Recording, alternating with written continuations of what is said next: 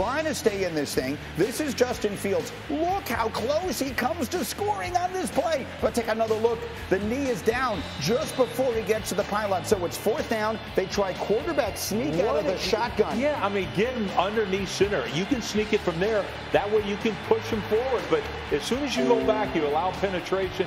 And I'm like, this is a horrendous call. I don't know who made it, but and look, I know he's close. I get it, but it's just bad concept. Packers win it by 17. Aaron, thoughts? I didn't play great. You know, I feel like the stats look a little better than the game. You know, the standard I set for myself is pretty high. I feel like it is attainable, and my definition of success, I feel like, rests gently on my shoulders and my ego. Yeah, at least it's gently. You don't want it to like weigh heavily. It rests gently. I was going to say the exact same thing. Me too. You know, Okay, that's funny. All right, but Danny, so look, they needed a win in the worst way, and they get one last night. What did you see specifically that, if you were a fan of the Packers, makes you breathe a sigh of relief? Yeah, number one, they were healthy. Elgton Jenkins, their right tackle, and Alan Lazard, their starting wide receiver, are there. Number two, this offense is built upon Yak. Yards after the catch. That's who they are going to be this year. Right now, Aaron Rodgers leads the NFL offensively with how much of his yards are actually that. Greedy, this offense is built around the RPOs. It's built around the utilization of those two backs. They put Randall Cobb in the backfield, using him as a weapon. The screen game to Aaron Jones and allowing their athletic offensive line to get out in front. And then it's just touches for their young receivers right now. I actually thought Aaron made 3 really good plays outside of the pocket, where he had to scramble, move, and get away from pressure and make some big-time throws. So this is who this offense is. It is not going to be what it was in the past, but they're going to be dependent on those backs. They're going to be dependent on him being the best RPO quarterback in the NFL right now. It's going to be dependent on getting a guy like Christian Watson, Romeo Doubs, just touches to get them comfortable in the offense and built upon the backs of a dominant defense. So last week, I thought that their offense was based on yak because it would drive you to drink. This week, it was a little bit better. I see you greedy. It's a little bit better. But is this what it's going to be? This is not going to be a big, high-flying, you know, if you're thinking Aaron Rodgers, MVP, huge numbers, that's not realistic for this offense, is it? I feel like we said that, though. Like sitting here, I just want to go, duh.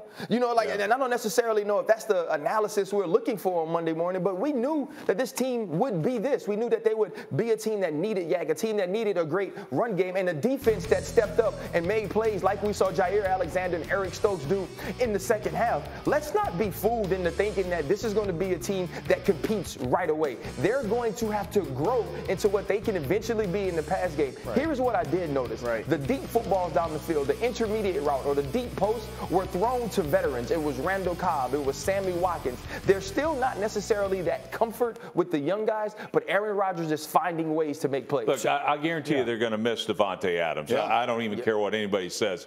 But you have to be more balanced. That's what this team has to be. And over that, here's some stats that Himbo gave me. If the Packers rush the ball 40% of the time, they're 25-0. So maybe that's not a bad thing. Be more balanced. I think you're going to have to be. You don't have the wideouts. You can say what you want. You don't have them.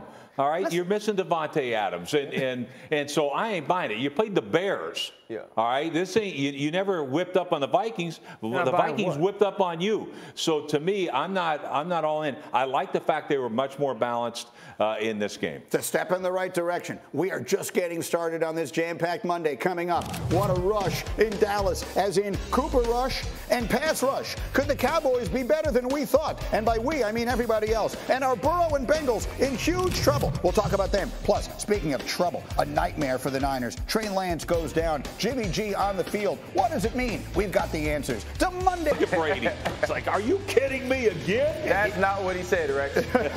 But still down 3-0 in the third quarter. Now it's 3rd and 8. Brady looking for Scotty Miller. It's not there. You want to see frustration? Hey, Ryan Clark on the sideline. Nothing was safe. The helmet or the tablet. Hey, listen, Tom Brady can throw whatever the hell he wants. We've watched him throw footballs for 23 years. years. Tablets, helmets, it doesn't matter. If it's a person, it may happen, but it's probably going to be Mike Evans that saves the day. Well, he wouldn't get the chance. Fourth quarter tied at 3. Here we go. This is a third down play. Now, Marshawn Lattimore's on the coverage. He's going to get up. Brady wants a flag. Marshawn Lattimore is looking at the sideline. Bruce Arians says something he doesn't like. Now they're yelling. Brady wants a flag. Lattimore says something he doesn't like. Now he's yelling. Now, all of a sudden, there's a little pushing, there's a little shoving. And Mike Evans says, you can't do that to our pledges. Only we can do that to our pledges. Down goes Lattimore. And RC, what happens here? Hey, this is like a brawl in the Revenge of the Nerds of Lambda. Mike Evans is getting hands thrown. But here's the thing. Think about this. Marshawn Lattimore and Mike Evans have done this for years. It just boiled over yesterday. They would both get thrown out. And then, RC, Jameis Winston turned into Jameis Winston. They made me laugh.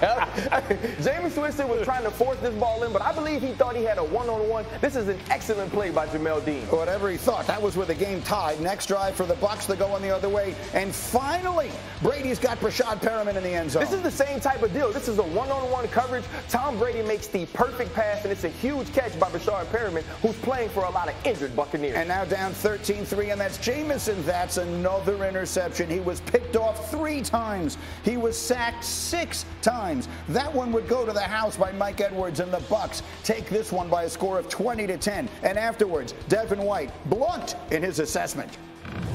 Hey, man, when Jameis left our team, everybody know what he did that last year. And we feel like we had a great defense then. And, he threw 30 picks, and we just knew he'll give us the ball. We knew the running backs, cough it up.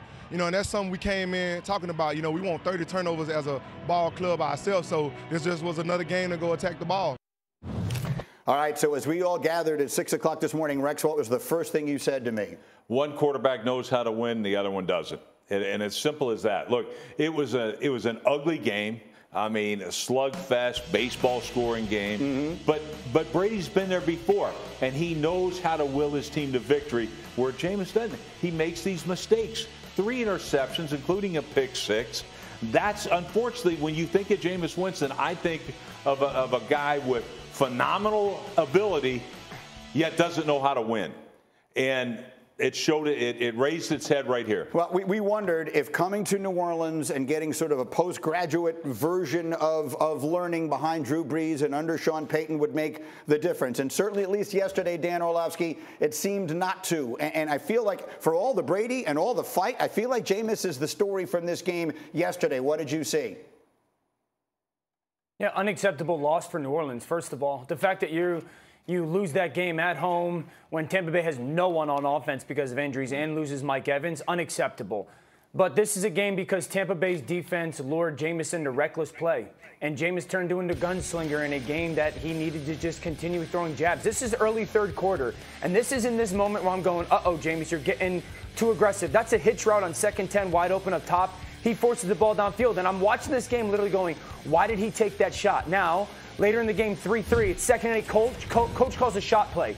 You got to move your feet, Jameis. It's not there. The flat is wide open. They didn't dial up this shot play for basically a double covered post. And then they go down 10-3. Jameis takes a sack on 1st down. It's 2nd and 15.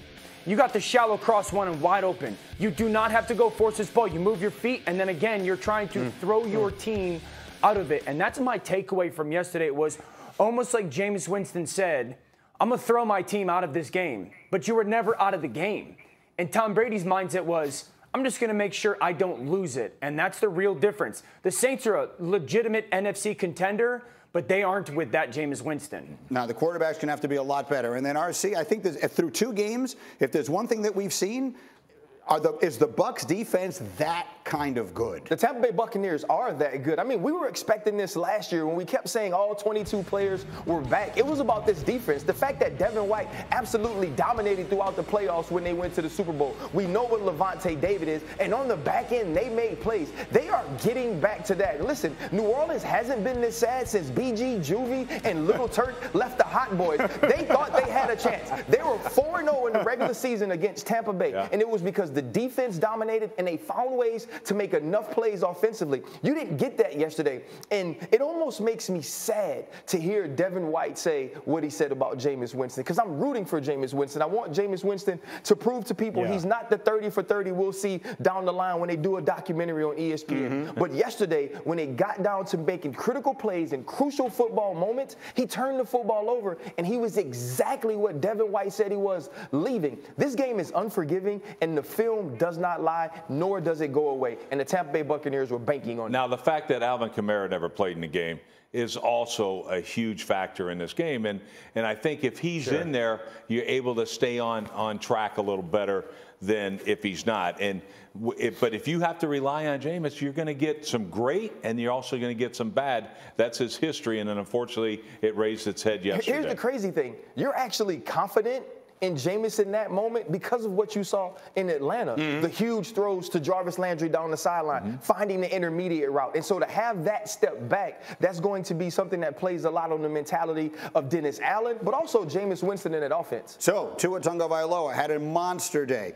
Jameis Winston had a day to forget. How did Aaron Rodgers do last night? Let's take a look. Lambeau Field, Bears and Packers, game of the night, longest standing rivalry in NFL history. First Bears drive, pretty good looking offense. How about the sneaky Bears here on a little flea flicker to Equanimeous St. Brown? Listen, you have to make some plays and create offense, and this is what they tried to do. I love the fact that Justin Fields didn't force the ball down the field and got the play that was there for him. They're driving, and then Justin Fields, why throw it when you can just do this? Takes it himself.